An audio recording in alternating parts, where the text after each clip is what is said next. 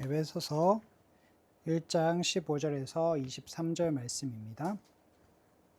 하나님의 말씀을 들으십시오. 이로 말미암아 주 예수 안에서 너희 믿음과 모든 성도를 향한 사랑을 나도 듣고 내가 기도할 때 기억하며 너희로 말미암아 감사하기를 그치지 아니하고 우리 주 예수 그리스도의 하나님 영광의 아버지께서 지혜와 계시의 영을 너희에게 주사 하나님을 알게 하시고 너희 마음의 눈을 밝히사 그의 부르심의 소망이 무엇이며 성도 안에서 그 기업의 영광의 풍성함이 무엇이며 그의 힘의 위력으로 역사하심을 따라 믿는 우리에게 베푸신 능력의 지극히 크심이 어떠한 것을 너희로 알게 하시기를 구하노라.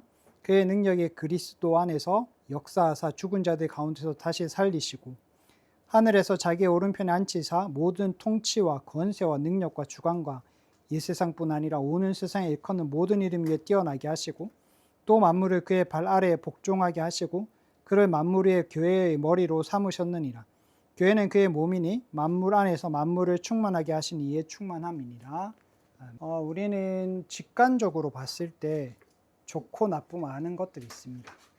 예를 들자면 강아지를 보면 귀엽다고 느끼지만 뱀이나 거미를 보면 징그럽다고 느끼죠. 오염된 물을 보면은 더럽다고 느끼고요. 맑고 깨끗한 바다를 보면은 금방이라도 풍덩 뛰어들고 싶은 마음이 듭니다.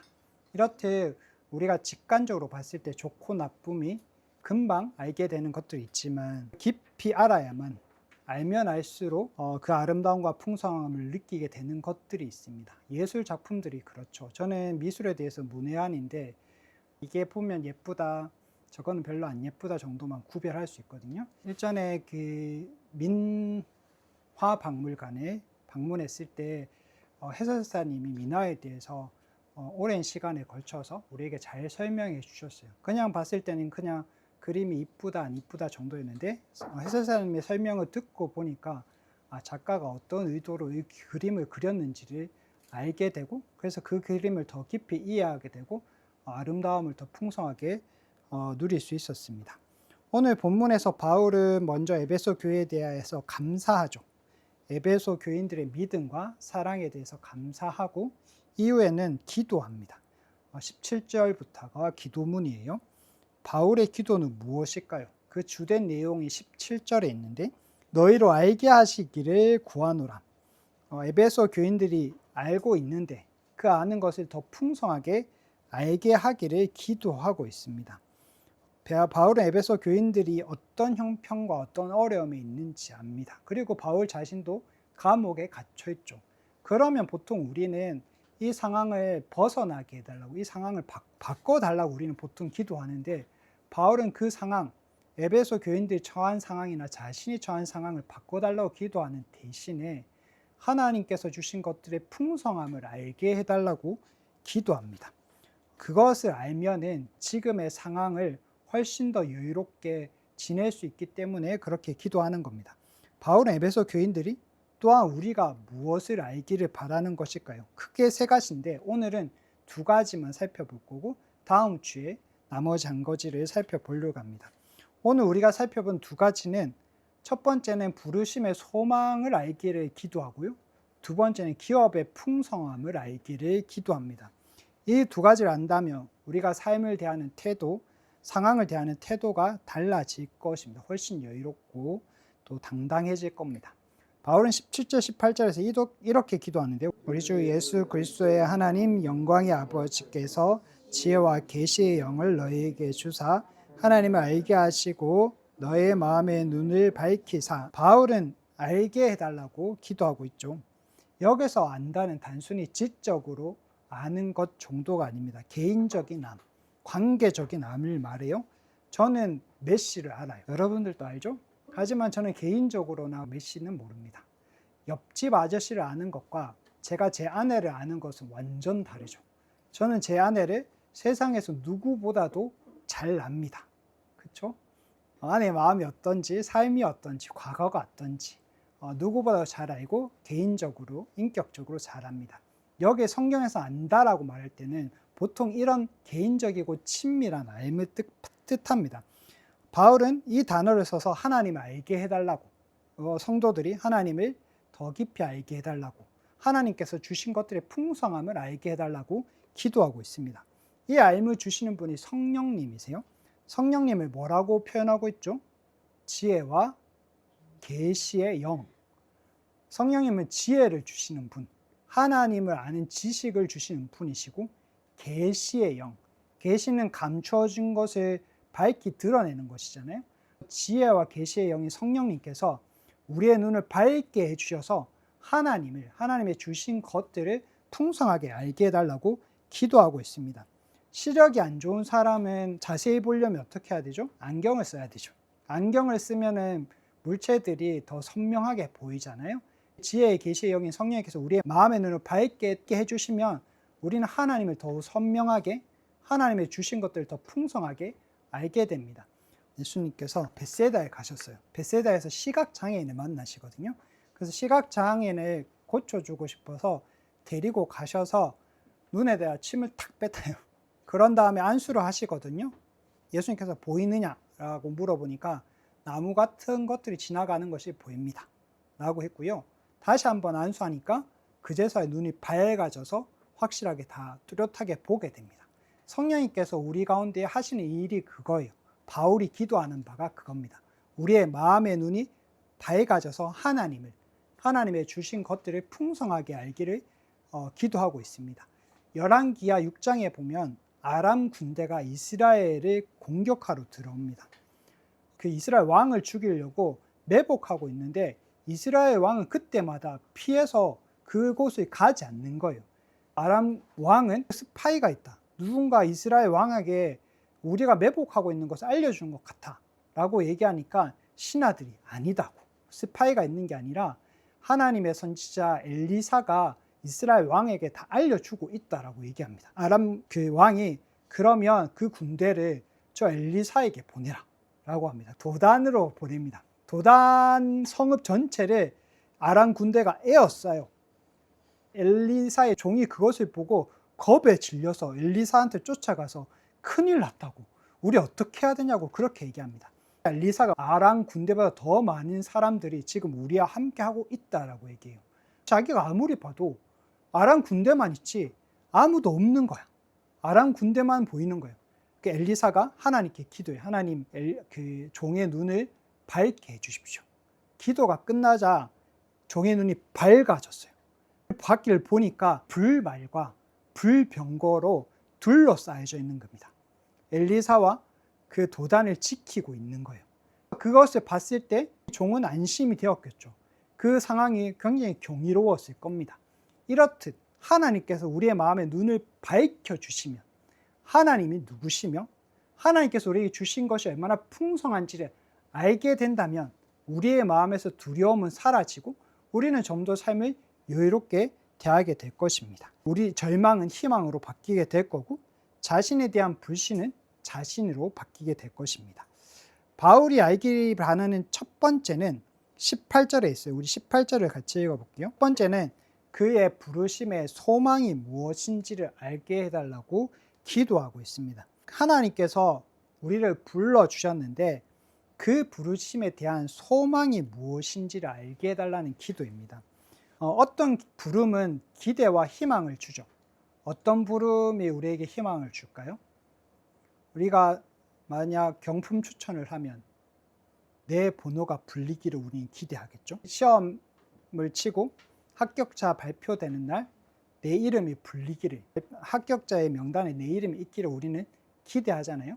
이렇듯 우리는 어떤 부름에 대해서 기대를 합니다. 제가 신대원 입학하기 전에 시험을 치고 시험을 꽤나 잘 쳐서 장학금을 신청을 할 수 있었어요. 장학금을 신청을 하고 발표되는 날을 기다렸겠죠. 발표되는 날 전화를 했어요. 저는 제 이름이 불려지기를 바랬겠죠. 기도했겠죠. 희망을 걸었겠죠. 제가 선정이 되었다고 말을 해주었어요. 저는 너무 기뻐서 막 아파트 단지에서 미친 사람처럼 막 소리 지르고 그랬었거든요. 어떤 부름에 대해서 우리는 희망을 걸고 기대를 하게 됩니다. 하지만 부름을 피하는 경우도 있어요. 학교에서 수학 선생님이 수학 문제를 적어놓고 풀 사람 하면 다 선생님 눈을 피하거든요. 이런 부름은 우리는 피합니다. 하나님은 신자를 부르셨어요. 그 교회를 헬라어로 에클레시아라고 하거든요. 밖으로 불러내다라는 뜻이에요. 하나님께서 우리를 불러서 모아서 교회가 되게 하신 게 에클레시아예요. 우리는 예수를 믿어 구원을 받았고 교회가 된 거죠. 하나님께서 불러주셨기 때문에 된 거예요. 하나님께서 여러분 한 사람 한 사람의 이름을 불러주셨고 네, 제가 여기 있습니다 라고 우리가 반응했기 때문에 우리는 교회가 되고 예수 믿는 사람들이 된 거예요. 그렇다면 하나님께서 내 이름을 불러주신 것, 나를 불러주신 것은 희망일까요? 절망일까요? 어떤 아이가 부모를 잃어서 보육원에서 지내고 있었어. 어떤 부부가 이 아이를 입양하고 싶다고 그 보육원에 왔어요. 그 이름을 불러준 거예요. 그 친구의 이름을 불렀어요. 그러면 이 친구를 불러준 이 부름은 희망일까요? 절망일까요? 희망일 수도 있고 절망일 수도 있어요. 지내봐야지. 이분들이 어떤 분이신지 지내봐야지 알 수 있는 거죠. 지냈을 때 이분들 진짜 좋은 분들이면은 그 친구에게 이건 희망이겠죠. 근데 이분들이 나쁜 분이라면 이 친구에게는 절망일 거예요. 그럼 하나님께서 우리를 부르신 그 부름은 희망일까요? 절망일까요? 하나님이 어떤 분이신지를 안다면 이게 희망인지 절망인지 알 수 있겠죠. 사람들은 많은 것들에게 희망을 걸어요. 고3 친구들은 무엇에 희망을 걸까요? 좋은 대학에 들어가는 게 희망이겠죠. 취업을 준비하는 사람에게는 무엇이 희망일까요? 좋은 기업에 들어가는, 대기업에 들어가는 것. 주식을 투자하는 사람에게는 뭐가 희망일까요? 내가 투자한 주식이 주가가 오르는 것이 희망일 겁니다. 이런 것들에 사람들의 희망을 걸어요. 걸었는데 그게 정말 희망이 되기도 하고 절망이 되기도 하겠죠. 팀켈러 목사님께서 자녀와 이런 대화를 나누었다고 해요. 아이가 시험 보기 전에 저 너무 무서워요 라고 얘기했대요. 목사님이 그 아이와 원인을 알고 싶어서 대화를 나누었대요. 이 아이가 깨달은 점은 시험 점수가 학업의 우수함이 아이에게 우상이 되고 있다는 것을 깨닫게 되었대요. 우상은 이렇게 속삭이 있는 거예요. 너 고등학교에서 잘하잖아? 그럼 좋은 대학에 들어갈 거야. 너 좋은 대학에서 잘하잖아? 그럼 좋은 대학원에 들어갈 거고 너는 좋은 데 취업을 하게 되겠지? 그러면 너는 결국 멋진 인생을 살게 될 거야 라고 우상이 속삭이는 거예요. 너가 이번에 생물 시험을 잘 보면 너에게 찬란한 미래가 펼쳐질 거야 라는 마음을 발견했다고요. 시험을 잘 봐서 좋은 점수를 얻게 되면은 모든 것이 잘 해결될 거고 내 미래가 보장될 거라는 마음을 가지고 있었던 거예요. 그래서 시험 보는 게 무서웠어요. 잘 못 보게 되면은 자기의 미래가 나빠질까 봐에 대한 두려움이 있었던 거죠. 우리는 무언가에게 우리의 미래를 걸어요. 그것이 내 미래를 보장해 준다고 기대를 걸고 밝게 해줄 것에 대해서 희망을 겁니다. 많은 것들이 약속해요. 지금 이 주식을 사면, 지금 이 책을 사면, 이 글을 읽으면, 이 일을 성취하면 여러분들의 미래는 보장될 거고 찬란한 미래가 펼쳐질 거라고 우리에게 끊임없이 약속을 합니다. 실제로 그 기쁨을 줄 수가 있어요. 하지만 그 기쁨은 잠깐이고 우리의 인생 전체를 보장해 주지는 못합니다. 바울은 하나님의 부르심의 소망이 무엇인지 알게 해달라고 기도하는 거예요. 하나님은 바울을 불러서 사도로 삼으셨죠. 사도로 사역을 감당하면서 수많은 일을 겪게 됩니다. 어려움과 고통을 겪게 되죠. 그런 상황 가운데서도 바울이 절망하지 않고 끝까지 버틸 수 있었던 이유는 하나님께서 자기를 부르신 그 부르심의 소망을 알았기 때문이에요. 하나님께서 자기 인생 전체를 통해서 마침내 하나님의 뜻을 이루어서 자기 존재를 아름답고 영광스러운 모습으로 변화될 것에 대해서 확신을 했고 하나님께서 자기를 통해서 하신 이 일을 통해서 하나님의 뜻, 그리스도 안에서 모든 만물을 통일하고자 하는 그 뜻을 이루실 것에 대해서 확신했고 장차 하늘나라가 이 땅 가운데 임하면 그 영광스러움을 경험하게 될 것, 자기가 소유하게 될 것에 대해서 확신했기 때문에 지금의 고난을 버틸 수 있었어요. 그래서 바울은 로마서 8장에서 현재의 고난은 장차 우리에게 나타날 영광과 비교할 수 없습니다 라고 고백을 합니다. 장차 영광이 너무나 크기 때문에 자기가 받을 것, 하나님께서 이루실 것이 너무나 확신하기 때문에 지금의 고난은 별것 아닙니다. 제가 버틸 수 있습니다 라고 고백할 수 있었던 거예요. 바울은 자기가 그랬던 것처럼 에베소 교회 성도들도 하나님께서 우리를 부르셨는데 그것이 얼마나 큰 소망인지를, 희망인지를 알기를 바라면서 기도한 것입니다. 하나님께서 미루실 미래, 완성하실 그 미래에 희망을 걸라고, 그것이 절대 우리를 실망스럽게 하거나 절망스럽게 하거나 수치스럽게 하지 않을 거라고, 우리를 부끄럽게 하지 않을 거라고, 그러니 그 소망을 더욱 알게 해달라고 기도하고 있는 겁니다. 두 번째, 바울이 신도자들이 알기를 바랬던 것은 기업의 영광의 풍성함입니다. 우리 18절 뒤에 부분을 같이 읽어볼게요. 성도 안에서 그 기업의 영광의 풍성함이 무엇인지 알기를 기도하죠. 기업이 무슨 말인지 기억하시나요? 무슨 뜻인지? 에베소서 1장에서 여러 번 등장했었거든요. 기업은 유산이에요. 에베소서 1장을 읽어보면 기업을 두 가지 의미로 사용하거든요. 하나는 하나님께서 우리에게 유산을 물려주실 거예요. 그런 의미에서 하나를 쓰고 있고요. 내가 하나님의 기업이라는 의미로 써요. 여기에서는 두 번째 의미예요. 우리가 하나님의 기업이에요. 하나님의 유산. 우리가 하나님의 부며, 우리가 하나님의 보물이며 하나님의 기업이에요. 하나님께서 우리를 보실 때 하나님은 부유함을 느끼시는 거예요. 왜냐하면 하나님의 부니까, 우리가 하나님의 가장 소중한 보물이니까 하나님 우리를 보실 때 하나님은 부유함을 느껴요. 여러분들이 많은 재산이나 아름다운 보물을 보면은 내가 정말 내가 진짜 부자구나 라고 느끼는 것처럼 하나님께서 우리를 보실 때 그렇게 느끼신다는 거예요. 생일 선물 고르는 일이 쉬울 때도 있고 어려울 때도 있죠. 유림이나 유나처럼 취향이 확실한 아이들한테 선물하는 것은 쉬워요. 유림이는 생일 선물로 유니폼 사주면 좋아할 거고요. 유나는 생일 선물로 책을 사주면 좋아하거든요. 하지만 어떤 사람의 선물 고르기가 어렵냐면 다 가진 사람. 만약 대기업 회장님을 잘 알고 있어서 대기업 회장님에게 선물을 한다면 뭘 선물할 수 있을까요? 어렵겠죠. 다 가지고 있거든. 그런 분들한테 뭔가를 선물해 주는 게 어려워요. 우리가 하나님께 선물을 할 수 있다면 하나님께 무슨 선물을 드릴 수 있을까요? 어떤 선물을 하나님께서 좋아하실까요? 기뻐하실까요? 오늘 본문이 가르쳐 주는 바는 뭐냐면 내가 하나님의 기업, 하나님의 부며 하나님의 보물이라고 얘기하는 거예요. 그런 분에게, 우리가 도저히 무엇을 선물로 드려야 될지 모를 정도로 모든 것을 다 가지신 분에게 우리가 하나님의 보물이래요. 하나님의 기업이라고 가르쳐 주는 거예요. 2주 전에 우리가 이 비슷한 내용의 말씀을 11절에서 봤어요. 우리가 하나님의 기업이라고. 그리고 2주가 지났잖아요. 2주 동안 여러분들은 어땠습니까? 내가 내 자신을 바라볼 때 정말 맞아, 나는 하나님께서 귀하게 여기시는 하나님의 기업이지 라는 마음으로 살아갔나요? 아니면 내 자신을 보면서 나는 또 왜 이러지?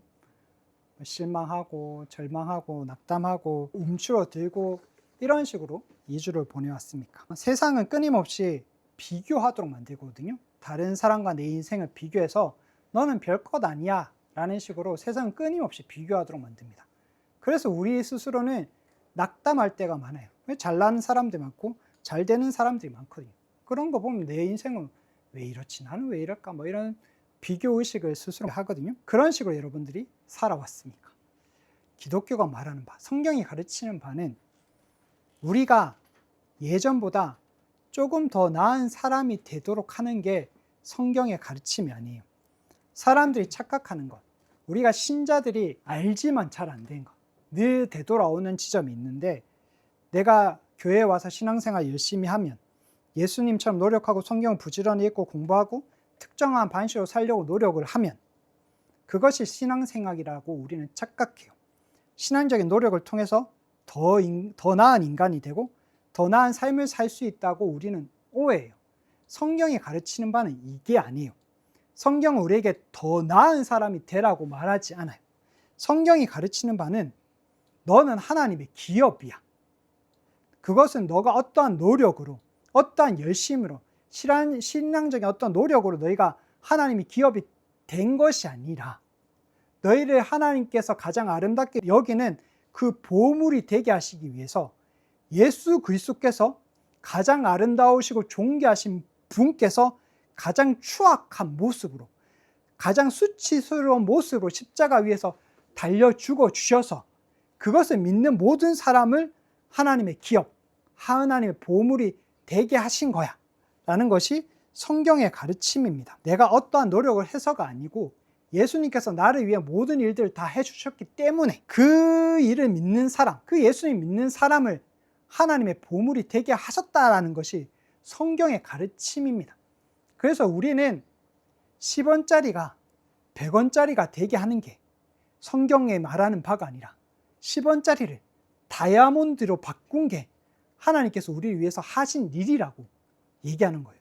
내가 10원짜리인데 내가 열심히 노력해서 100원짜리가 되는 것이 성경이 말하는 바가 아니라 내가 아무리 노력해도 나는 100원짜리가 될 수 없는 나를 다이아몬드로 바꿔주신 것이 하나님께서 우리를 위해서 하신 일이라고 가르쳐 주는 겁니다. 바울은 이러한 존재가 되었다고.